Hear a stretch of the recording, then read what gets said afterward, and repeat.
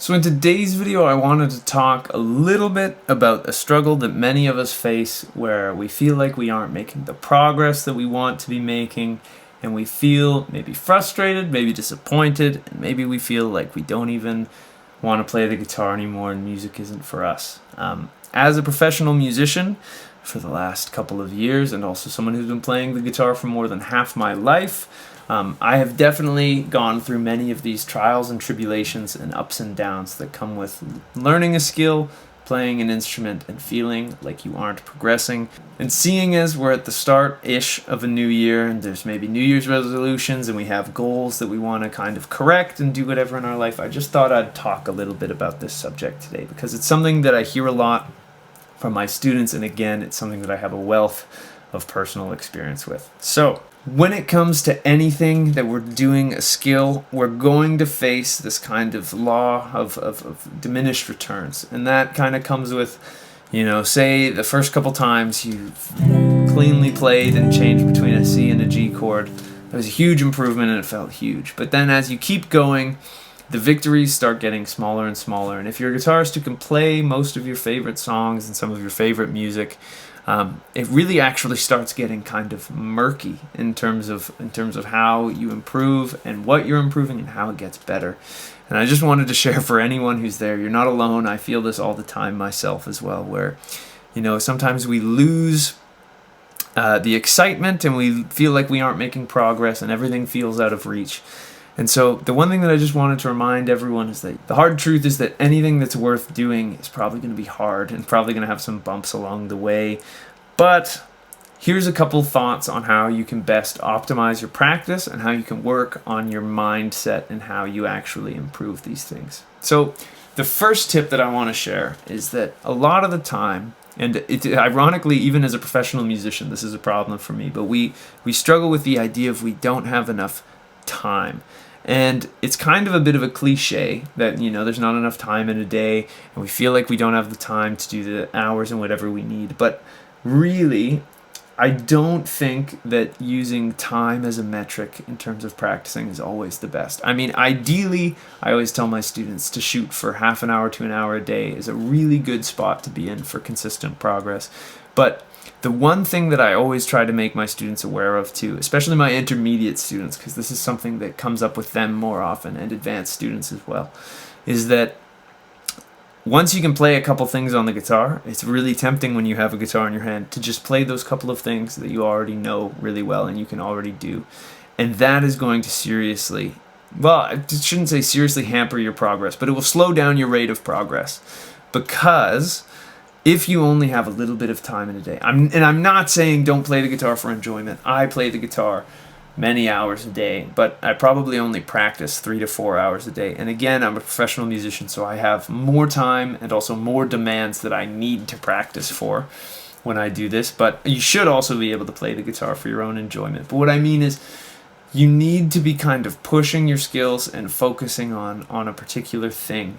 And that is what's going to actually drive your progress, is working on something that's outside of your current skill set, a little bit pushing your capabilities so that you get forced to improve in that area, rather than just playing the same 10 songs every time you pick up your guitar. And now, this is another thing that has to do with time that I see a lot of people fall into, is sometimes my students say they have an hour. We'll break it down into 3 20-minute chunks, which can, of course, be wonderful. But something that I've been messing around with and finding a lot of actually joy with and faster improvement with has been letting myself kind of lose myself for, say, that day on something. Like the other day I was working on applying open triads or spread triads into my playing and finding all of the different ways that I could fit this material in.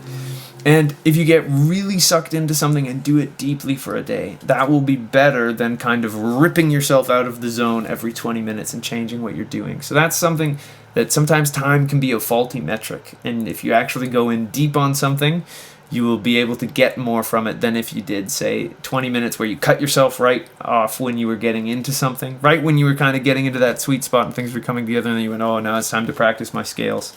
That can hamper your progress rather than enhance it. So if you are feeling super motivated and in the zone one day on one particular thing, I actually encourage you to throw away some of the rest of your practice, maybe to follow that a little bit deeper. And then the last kind of thoughts that I'll leave you with on this come from my nonno, which is Italian for grandpa. And I'll never forget, back when I was first playing the guitar, I was probably 9 or 10, and we were up at their house for the holidays. They lived about 3 hours away from where I grew up.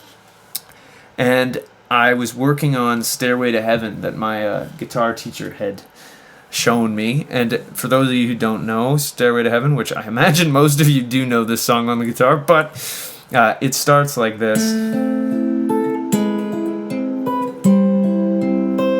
And that's a lot of bar chords, which were really, really hard for 9-year-old Matt on a relatively cheap Toys R Us guitar that came in a kit with an amp and everything. So that was a really big challenge for me, and I was getting quite frustrated. And my nonno is one of the most methodical and hardworking. He's still 90. He's 93, perfectly healthy, and still probably works harder than me some days.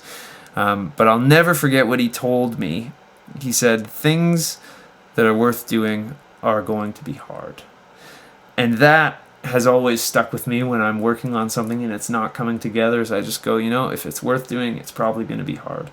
So while a lot of this stuff takes time, and while it takes a lot of effort and skill and all of these other things to make things start to happen in your playing and reach the goals that you want to reach, just remind yourself, how beautiful it is that you can play music, and also how much better you are than you were before, because that's always going to be, you're only really in competition with yourself. Another tip that I have for you is that you should listen to more music. This is something that as a professional musician ironically started to slip a lot for me, where I was feeling like, I had to get all this stuff together and I didn't actually listen to music. But listening, and active listening specifically, where you're really paying attention to what's happening. If you really don't have time in your day, throw something on while you're cooking or eating dinner. But that's something that I've found has been really adding some more inspiration to my practice and my playing lately, is that I'm actually trying to seek out new music and listening to records that I haven't heard before, or listening again and seeing what I notice when I haven't listened to it in the last year or two.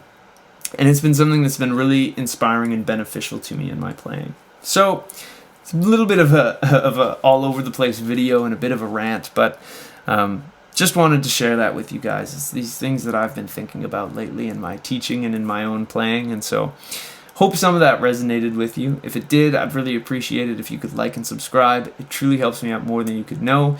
If you wanted to support me in the channel, you can subscribe to my Patreon down below. You get some cool perks like a week's early access to videos and some other things. Another great way to support me is I have an ebook out, as well as a video course where I go over every single closed position triad you can play on the guitar in multiple keys. It's a really, really great course. I'm really proud of it. Those are available at links down in the description as well. If you wanted to take a guitar lesson with me, I'd absolutely love to work with you. I've been working with a bunch of you guys from YouTube lately, and it's been a real joy to connect with people all over the world and work on whatever's troubling you on the guitar. And last but not least, I got new videos coming out every single week, so I hope I'll see you in the next one. And until I do, I'll wish you a wonderful day, and I hope you have some fun playing the guitar.